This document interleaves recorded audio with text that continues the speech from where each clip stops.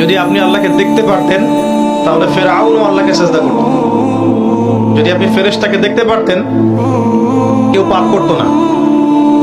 যদি কবরের আযাব দেখা যেত, বারজাখের শাস্তিগুলো দেখানো যেত চাক্ষুষ, তাহলে কেউ পাপ করতো না, করতো? তাহলে দুনিয়ার জীবনটার পরীক্ষা থাকতো না। দুনিয়ার জীবনে পরীক্ষা বলে কিছু থাকতো না। আল্লাহ পাক কি জন্য পাঠিয়েছেন?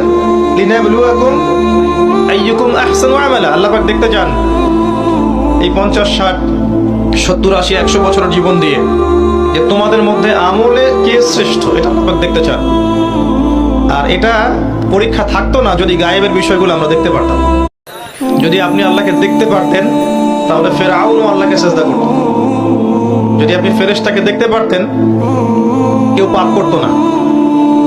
যদি কবরের আযাব দেখা যেত, বারজাখের শাস্তিগুলো দেখানো যেত চাক্ষুষ, তাহলে কেউ পাপ করতো না, করতো? তাহলে দুনিয়ার জীবনটার পরীক্ষা থাকতো না। দুনিয়ার জীবনে পরীক্ষা বলে কিছু থাকতো না। আল্লাহ পাক কি জন্য পাঠিয়েছেন?